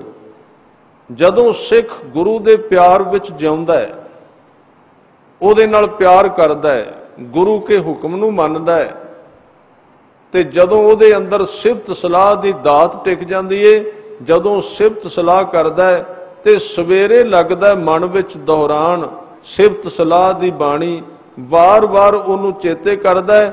सवेर तो शाम तक अंदर दोहराई जाता है, पुरानी नहीं हुंदी, ਉਹਨੂੰ आपां कर्म कांड नहीं कह सकते, वो बिल्कुल नवा है, ਉਹਦੇ ਵਿੱਚ कुछ पुराना नहीं। इस करके सिफत सलाह किनू कहते ने? जिवें एक बच्चा मां नूं वार वार चेते करी जाता है, सारी उम्र मां शब्द वरतदा है, ना अकदा है, ना मां अकदी है, ना ਉਹਦੇ ਵਿੱਚ थकावट आउंदी है, ना ਉਹਦਾ ध्यान खिलरदा है, ना ਉਹਨੂੰ थकावट हुंदी ते ना ਉਹਨੂੰ नींद आउंदी है। जे ਉਹ सौंदा भी है ते ਇਹ लफ्ज ਉਹਦੀ जुबान ते हुंदा है, कहंदा कहंदा सौ जांदा है। जदों जागदा है ते जाग आउंदियां सार पहला लफ्ज फिर मां दा उहदी रसना ते हुंदा है। और धन गुरु ग्रंथ साहिब जी ने क्या, सौंदे वाहो वाहो उचरै, उठदे भी वाहो करेन, नानक ते मुख उजले जे नित उठ समालेन। इस करके सिफत सलाह किनू कहंदे ने? सिफत सलाह जपना नहीं है। जप ते सारी उम्र हो गई आपां नूं रहे हैं, जपना होर चीज है, हिरदे विच वसना होर चीज है। जाप छोटा जिहा हिस्सा जिंदगी दा, सल्फ है सिर्फ। जिवें किसी गड्डी नूं स्टार्ट करन लई तुसीं कहो भी धक्का लाओ थोड़ा जिहा, सल्फ दे दईए आपां। जपना ते सिर्फ सल्फ है, किते सारी उम्र सल्फ ना मारते रहना, पर जरूरत उहदी है। असीं सारी उम्र सल्फ ते जोर दे दिता, ते कईयां ने ते सल्फ लाए ने, वो कहंदे खड़ी गड्डी ठीक है, उन्होंने जपिया है ही नहीं। तां जिन्हां ने जपिया उन्हां दा जाप सिफत सलाह दी विच बदल गया, सिफत करन लग पए, नवीं वडियाई करन लग पए। उन्हां दी वडियाई ਸਾਹਿਬ ਮੇਰਾ ਨੀਤ ਨਵਾਂ, ਉਹ ਕੱਲੀ ਪਰੰਪਰਾਵਾਦੀ ਅਰਦਾਸ ਤੋਂ ਅੱਗੇ ਵੀ ਅਰਦਾਸ ਕਰਨੀ ਜਾਣਦੇ ਨੇ, ਹੋਰ ਤਰ੍ਹਾਂ ਦੀ ਹੈ ਉਹਨਾਂ ਦੀ ਅਰਦਾਸ, ਬੜੀ ਡੂੰਘੀ ਹੈ, ਬੜੀ ਮਹਾਨ ਹੈ। ਨਵੀਂ ਨਵੀਂ ਭਾਵੇਂ ਉਹ ਮਰਿਆਦਾ ਨੂੰ ਵੀ ਮੰਨਦੇ ਨੇ, ਉਹਦੇ ਵਿੱਚ ਵੀ ਰਹਿੰਦੇ ਨੇ। ਤਾਂ ਇਸ ਤਰ੍ਹਾਂ ਦੇ ਇੱਕ ਸਿੱਖ ਦਾ ਮੈਂ ਉਹਦਾ ਜੀਵਨ ਸੁਣਿਆ ਕਿ ਜਿਵੇਂ ਆਪਾਂ ਗੁਰੂ ਗ੍ਰੰਥ ਸਾਹਿਬ ਜੀ ਨੂੰ ਲੈ ਕੇ ਆਉਂਦੇ ਹਾਂ, ਸੁਖ ਆਸਣ ਵਾਲੇ ਕਮਰੇ ਵਿੱਚੋਂ ਬਾਹਰ ਪ੍ਰਕਾਸ਼ ਕਰਨਾ, ਤੇ ਇੱਕ ਤੇ ਅਰਦਾਸ ਹੈ ਨਾ ਮਰਿਆਦਾ, ਬਈ ਪ੍ਰਥਮ ਭਗਉਤੀ ਸਿਮਰ ਕਾ, ਇਹਦੇ ਤੋਂ ਲੈ ਕੇ ਪੂਰੀ ਕਰਨੀ, ਫਿਰ ਮਰਿਆਦਾ ਨਾਲ ਕਹਿਣਾ ਜੀ ਆਸਨ ਤਿਆਰ ਹੈ ਤੁਸੀਂ ਆਓ, ਇਹ ਮਰਿਆਦਾ ਹੈ, ਚੰਗੀ ਚੀਜ਼ ਹੈ। ਤਾਂ ਉਹਨਾਂ ਨੇ ਕਰਦਿਆਂ ਕਰਦਿਆਂ ਗੱਲ ਇੱਥੋਂ ਤੱਕ ਪਹੁੰਚ ਗਈ, ਸੇਵਾ ਕਰਦੇ ਸੀ, ਗੁਰੂ ਗ੍ਰੰਥ ਸਾਹਿਬ ਜੀ ਦਾ ਪ੍ਰਕਾਸ਼ ਕਰਦੇ ਸਨ। ਤੇ ਉਹਨਾਂ ਨੇ ਫਿਰ ਕੀ ਕੀਤਾ, ਇੱਕ ਦਿਨ ਗਏ ਤੇ ਦਰਵਾਜ਼ਾ ਖੜਕਾਇਆ, ਅੰਦਰ ਗਏ ਸੁਖ ਆਸਣ ਵਾਲੇ ਕਮਰੇ ਦਾ, ਤੇ ਸ਼ਬਦ ਦੋ ਸਨ, ਚਿਹਰਾ ਉਹਨਾਂ ਦਾ ਭਿੱਜਿਆ ਹੋਇਆ ਸੀ ਗੁਰੂ ਦੇ ਪਿਆਰ ਵਿੱਚ, ਤੇ ਸ਼ਬਦ ਇਹ ਸਨ, ਮਹਾਰਾਜ ਚੱਲੋ ਦਰਬਾਰ ਵਿੱਚ, ਕਿਰਪਾ ਕਰੋ, ਦਰਸ਼ਨ ਦਿਓ। ਲਫ਼ਜ਼ ਦੋ ਸਨ ਸੇ, ਨੇੜਤਾ ਆ ਗਈ ਨਾ, ਨਜ਼ਦੀਕਤਾ ਆ ਗਈ, ਉਠੋ ਕਿਰਪਾ ਕਰੋ। ਉੱਥੇ ਤੀਸਰਾ ਬੰਦਾ ਉਹਨੂੰ ਚੇਤਾ ਹੀ ਨਹੀਂ ਸੀ ਵੀ ਇੱਕ ਗੁਰੂ ਹੈ ਤੇ ਇੱਕ ਮੈਂ ਹਾਂ। ਉਹਨੂੰ ਕਹਿੰਦੇ ਵੀ ਹੁਣ ਅਰਦਾਸ ਜਿਹੜੀ ਹੈ ਸਿਫਤ ਸਲਾਹ ਵਿੱਚ ਬਦਲ ਗਈ ਹੈ। ਜੇ ਉਹਨਾਂ ਨੇ ਪ੍ਰਸ਼ਾਦਾ ਛਕਣਾ ਹੈ ਤੇ ਭਾਵੇਂ ਉਹ ਮਰਿਆਦਾ ਵਾਲੀ ਅਰਦਾਸ ਨੂੰ ਮੰਨਦੇ ਵੀ ਨੇ, ਤੇ ਜਦੋਂ ਉਹਨਾਂ ਨੂੰ ਵੇਖਿਆ ਭੋਜਨ ਵਾਲੀ ਥਾਲੀ ਇੱਕ ਵਾਰੀ ਚੁੱਕ ਕੇ ਇਸ ਤਰ੍ਹਾਂ ਕਰਦੇ, ਸਿਰਫ ਕੋਈ ਲਫ਼ਜ਼ ਨਹੀਂ, ਚੁੱਕਣੀ ਹੈ ਸਿਰਫ ਅੱਗੇ। ਇੱਕ ਦਿਨ ਪੁੱਛ ਲਿਆ ਕੀ ਹੈ, ਕਹਿਣ ਲੱਗੇ ਜਿਹੜਾ ਅੱਗੇ ਹੈ ਉਹਨੂੰ ਪਹਿਲਾਂ ਵਿਖਾਈ ਦਾ ਵੀ ਖਾ ਲਵਾਂ, ਇਜਾਜ਼ਤ ਲੈਣੀ ਹੈ, ਸਿਰਫ ਸ਼ਬਦ ਨਹੀਂ ਰਹੇ ਉੱਥੇ। ਜਦੋਂ ਬੰਦਾ ਡੂੰਘੇ ਤਲ ਤੇ ਉਤਰਦਾ ਹੈ, ਸਹਿਜੇ ਸਹਿਜੇ ਸ਼ਬਦ ਛੋਟੇ ਹੋ ਜਾਂਦੇ ਨੇ, ਪਰ ਪਹਿਲਾਂ ਸ਼ਬਦ ਚਾਹੀਦੇ ਨੇ, ਇਹ ਖਿਆਲ ਰੱਖਣਾ। ਇਹ ਮੈਂ ਅਗਲੀ ਗੱਲ ਕਰ ਰਿਹਾ ਜਿਹੜੀ ਸਿਰੇ ਤੇ ਜਾ ਕੇ ਆਪਾਂ ਤੇ ਅਜੇ ਪਹਿਲੀ ਵਿੱਚ ਐਡਮਿਸ਼ਨ ਵੀ ਨਹੀਂ ਕਰਾਈ, ਆਪਾਂ ਤੇ ਕਹਿਣ ਤੋਂ ਪਹਿਲਾਂ ਹੀ ਖਾਣ ਵਾਸਤੇ ਦੌੜ ਪੈਨੇ ਆ। ਪਰ ਇਹ ਤਰੀਕਾ ਹੈ ਕਿ ਜਦੋਂ ਸਿਫਤ ਸਲਾਹ ਦੀ ਬਾਣੀ ਜੀਵਨ ਵਿੱਚ ਉਤਰਦੀ ਏ, ਧਾਰਮਿਕ ਬੰਦੇ ਦੀ ਕ੍ਰਿਤ ਬਦਲ ਜਾਂਦੀ ਏ, ਉਹਦੇ ਜੀਵਨ ਦੇ ਢੰਗ ਤਰੀਕਿਆਂ ਵਿੱਚ ਤਬਦੀਲੀ ਆ ਜਾਂਦੀ ਏ। ਭਾਵੇਂ ਉਹ ਗੁਰੂ ਦੀ ਦਿੱਤੀ ਮਰਿਆਦਾ ਨੂੰ ਨਿਭਾਵੇ, ਜ਼ਰੂਰੀ ਹੈ ਜਿਹੜੀ ਪਹਿਲੀ ਮਰਿਆਦਾ ਉਹਨੂੰ ਨਿਭਾਈ ਜਾਣਾ, ਪਰ ਉਹਦੇ ਵਿੱਚ ਹਰ ਰੋਜ਼ ਨਵੀਂ ਭਗਤੀ ਸ਼ੁਰੂ ਹੁੰਦੀ ਹੈ। ਛੋਟੀ ਛੋਟੀ ਗੱਲ ਤੋਂ ਭਗਤੀ ਸ਼ੁਰੂ ਕਰਦਾ ਹੈ। ਛੋਟੀ ਛੋਟੀ ਗੱਲ, ਜੇ ਉਹਨੇ ਜੋੜਾ ਲਿਆ ਤਾਂ ਵੀ ਕਿਹਾ ਅੱਜ ਮੈਂ ਜੁੱਤੀ ਲੈ ਕੇ ਆਇਆ। ਇਹ ਅਰਦਾਸ ਕਦੀ ਵੇਖੀ? ਗੁਰੂ ਗ੍ਰੰਥ ਸਾਹਿਬ ਜੀ ਦੇ ਵਿੱਚ ਹੈ। ਭਗਤ ਜੀ ਦਾ ਬਚਨ ਪੜ੍ਹੋ ਕਿ ਇੱਕ ਜੁੱਤੀ ਚਾਹੀਦੀ, ਪੰਨੀਆਂ, ਕੱਪੜਾ ਚਾਹੀਦਾ। ਕਿੰਨੇ ਕਿਹਾ ਵੀ ਮੈਨੂੰ ਇੱਕ ਕੱਪੜਾ ਪਰਨਾ ਚਾਹੀਦਾ ਗੁਰੂ ਨੂੰ ਆ ਕੇ। ਜਦੋਂ ਡੂੰਘਾਈ ਵੱਧਦੀ ਜਾਏਗੀ, ਪਿਆਰ ਵੱਧਦਾ ਜਾਏਗਾ, ਦੂਰੀ ਖਤਮ ਹੋਵੇਗੀ। ਮੇਰੇ ਖਿਆਲ ਵਿੱਚ ਬੰਦੇ ਨੇ ਜੇ ਇੱਕ ਸੂਈ ਵੀ ਲੈ ਕੇ ਆਉਣੀ ਹੈ, ਇੱਕ ਵਾਰੀ ਗੁਰੂ ਨਾਲ ਗੱਲ ਜ਼ਰੂਰ ਕਰੇਗਾ, ਭਾਵੇਂ ਕਿੱਥੇ ਕਰ ਲੈ, ਪਿਆਰ ਵਿੱਚ ਹੈ। ਪਨੀਆਂ ਛਾਦਨ, ਨੀਕਾ ਛਾਦਨ ਕਹਿੰਦੇ ਕੱਪੜੇ ਨੂੰ। ਅਨਾਜ ਮੰਗੋ ਸਤ ਸੀ ਕਾ, ਜਿਹੜੀ ਮੈਨੂੰ ਕਣਕ ਚਾਹੀਦੀ, ਅਨਾਜ ਚਾਹੀਦਾ ਹੈ। ਸਤ ਸੀ ਕਾ ਮਤਲਬ ਹੈ ਉਸ ਜ਼ਮੀਨ ਨੂੰ 7 ਵਾਰੀ ਵਾਹਿਆ ਹੋਵੇ, ਚੰਗੀ ਕਣਕ ਚਾਹੀਦੀ ਹੈ। ਨਜ਼ਦੀਕਤਾ ਹੈ, ਬਿਲਕੁਲ ਨੇੜਤਾ ਹੈ, ਬਿਲਕੁਲ ਨੇੜੇ ਹੈ। ਤੇ ਇਸ ਕਰਕੇ ਕਹਿੰਦੇ ਕਿ ਜਦੋਂ ਸੰਸਾਰੀ ਬੋਲਦਾ ਗੁਰੂ ਨਾਲ, ਉਹ ਕੱਲਾ ਬੋਲ ਕੇ ਤੁਰ ਜਾਂਦਾ, ਨਾ ਉਹਨੂੰ ਪਤਾ ਗੁਰੂ ਨੇ ਅੱਗੋਂ ਕੁਝ ਕਿਹਾ ਕਿ ਨਹੀਂ। ਤੇ ਅਰਦਾਸ ਤੇ ਤਾਂ ਹੁੰਦੀ ਹੈ ਨਾ ਜੇ ਦੋ ਜਣਿਆਂ ਦੀ ਗੱਲ ਹੋਵੇ। ਤੇ ਸਾਡੀ ਅਰਦਾਸ ਕਿਵੇਂ ਦੀ ਹੈ? ਅਰਦਾਸ ਕੀਤੀ ਜੀ, ਪੈਸੇ ਵਗਾਏ ਜਿਵੇਂ ਵੱਟਾ ਮਾਰੀ ਦਾ ਖਿੱਚ ਕੇ, ਤੇ ਜਲਦੀ ਜਲਦੀ ਕਰਕੇ ਪਾਸੇ ਕੀਤੀ, ਨਾ ਪਤਾ ਗੁਰੂ ਕਿੱਥੇ, ਨਾ ਪੁੱਛਿਆ ਉਹਨੇ ਕਿਹਾ ਕੀ ਹੈ ਜਵਾਬ। ਤੁਸੀਂ ਇਸ ਤਰ੍ਹਾਂ ਦੀ ਅਪੀਲ ਕਦੀ ਵੇਖੀ ਹੈ ਜਿਹਦੇ ਬਾਰੇ ਜੱਜ ਪਰਤ ਕੇ ਹੁਕਮ ਹੀ ਨਹੀਂ ਦਿੰਦਾ? ਉਹ ਇਜਾਜ਼ਤ ਹੀ ਨਹੀਂ ਹੁੰਦਾ ਵੀ ਅਰਦਾਸ ਕਰਾਂ ਕਿ ਨਾ ਕਰਾਂ, ਮੈਂ ਅਪੀਲ ਕਰਾਂ ਕਿ ਨਾ, ਇਜਾਜ਼ਤ ਹੈ ਕਿ ਨਹੀਂ, ਆਪੇ ਹੀ ਕਰ ਦਿੰਦਾ। ਤਾਂ ਜਿਹੜਾ ਬੰਦਗੀ ਦੇ ਰਾਹ ਤੇ ਸਿਫਤ ਸਲਾਹ ਦੀ ਦੁਨੀਆ ਵਿੱਚ ਚਲਾ ਜਾਂਦਾ ਹੈ, ਉਹ ਤਾਂ ਗੱਲ ਇਥੋਂ ਬਣਾ ਲੈਂਦਾ ਹੈ ਕਿ ਜੇ ਅੱਗੋਂ ਮੇਰਾ ਜਵਾਬ ਦੇਂਗਾ ਤੇ ਅੱਗੋਂ ਮੈਂ ਗੱਲ ਸ਼ੁਰੂ ਕਰਨੀ ਹੈ ਅਰਦਾਸ, ਨਹੀਂ ਤੇ ਮੈਂ ਕੱਲਾ ਕਿਵੇਂ ਬੋਲਾਂ। ਭਗਤ ਜੀ ਦਾ ਸ਼ਬਦ ਪੜ੍ਹੋ, ਰਵਿਦਾਸ ਜੀ ਦਾ। ਉਹ ਕਹਿੰਦੇ ਨੇ कि हम सर दीन दयाल ना तुम सर, अब पतियार क्या कीजै। पतियार कहते ने कसवट्टी नूं परखण। पतियार क्या कीजै, जे ते भावना होवेगी ना, लगाव होवेगा ते बंदा ਉਹਦੇ ਨਾਲ ਗੱਲ ਕਰੇਗਾ ਅੰਦਰੋਂ। ਤੇ ਜੇ ਦੇਹ ਦੇ ਚੱਕਰਾਂ ਵਿੱਚ ਫਸਿਆ ਹੋਇਆ ਹੈ, ਜੇ ਦੇਹ ਦੀ ਬਨਾਵਟ ਨਾਲ ਸੰਬੰਧਿਤ ਤੇ ਫਿਰ ਗੁਰੂ ਨਾਲ ਗੱਲ ਕੋਈ ਨਹੀਂ ਕਰਦਾ, ਫਿਰ ਤੇ ਪੁਜਾਰੀਵਾਦ ਉਹਨੂੰ ਕਹਿ ਸਕਨੇ ਆ। ਭਾਰ ਹੈ ਉਹ ਬੰਦਾ ਧਰਮ ਦੀ ਦੁਨੀਆ ਵਿੱਚ। ਅਬ ਪਤਿਆਰ ਕਿਆ ਕੀਜੈ, ਭਗਤ ਜੀ ਨੇ ਕਿਹਾ ਹਮ ਸਰਦੀਨ, ਮੇਰੇ ਵਰਗਾ ਗਰੀਬ ਕੋਈ ਨਹੀਂ, ਕੰਗਾਲ ਕੋਈ ਨਹੀਂ। ਇੱਥੇ ਦੀਨ ਦੇ ਅਰਥ ਇਹ ਨਹੀਂ ਵੀ ਉਹ ਜੁੱਤੀਆਂ ਗੰਢਦੇ ਸਨ। ਧਾਰਮਿਕ ਤੌਰ ਤੇ ਉਹ ਕਹਿ ਰਹੇ ਨੇ ਮੇਰੇ ਵਰਗਾ ਦੀਨ ਭਾਵ ਕਮਜ਼ੋਰ ਨਹੀਂ, ਕੋਈ ਬੰਦਗੀ ਨਹੀਂ, ਕੋਈ ਧਿਆਨ ਨਹੀਂ ਮੇਰੇ ਕੋਲ।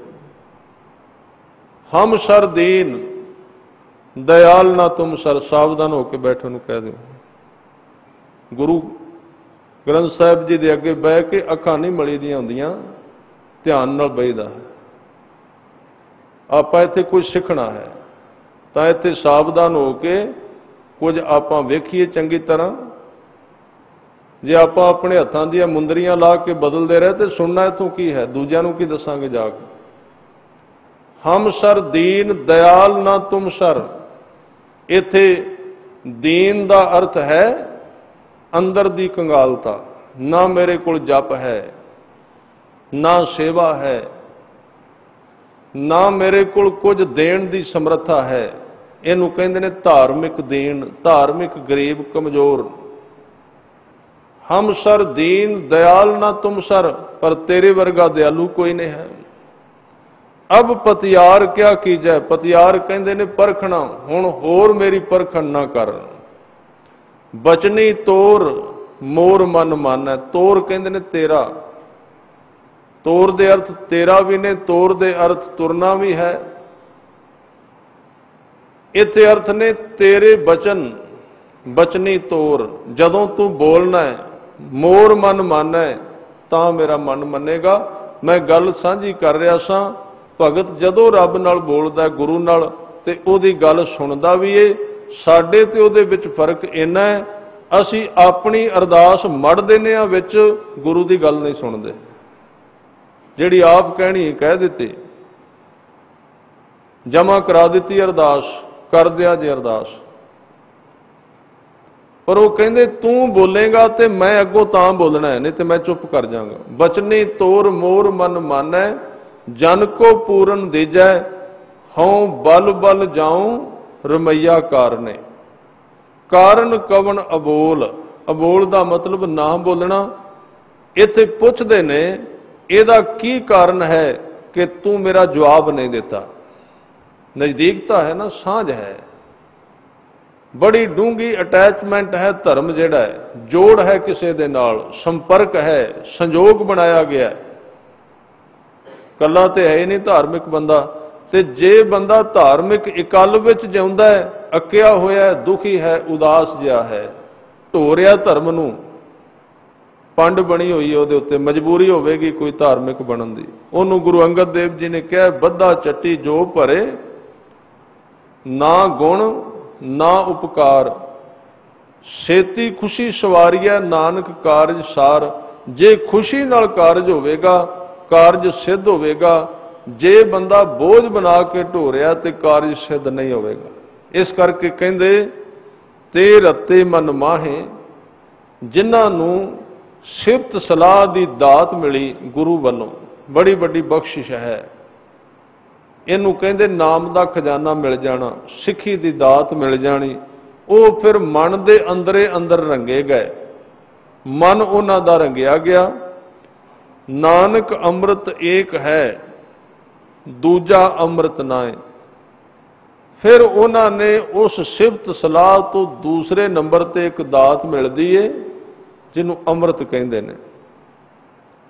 ਸਰੀਰ ਦੇ ਵਿੱਚੋਂ ਉਹਨਾਂ ਨੂੰ ਪਹਿਲਾਂ ਜਪਿਆ ਉਹਨਾਂ ਨੇ, ਫਿਰ ਸਿਫਤ ਸਲਾਹ ਦੀ ਦਾਤ ਮਿਲੀ। ਹੁਣ ਸਿਫਤ ਸਲਾਹ ਤੋਂ ਅੱਗੇ ਕੀ ਹੈ? ਜਦੋਂ ਸਿਫਤ ਸਲਾਹ ਮਿਲ ਗਈ, ਉਹਦੇ ਤੋਂ ਅੱਗੇ ਕੀ ਮਿਲਦਾ? ਉਹਦੇ ਤੋਂ ਅੱਗੇ ਅੰਮ੍ਰਿਤ ਦੇ ਕੁੰਡ ਨੇ, ਅੰਮ੍ਰਿਤ ਦੇ ਖਜ਼ਾਨੇ ਨੇ ਬੰਦੇ ਕੋਲ। नानक अमृत एक है, इको है अमृतो। जिहदी अगे व्याख्या करनगे, नानक अमृत मनै माहे, पाइए गुर प्रसाद, तिन्नी पीता रंग स्यों जिनको लिखिया आद। ये अमृत गुरु ग्रंथ साहिब जी की बाणी विच किस ढंग दे नाल इहदी व्याख्या की गई है, अगले दीवान विच इहदी विचार की जाएगी।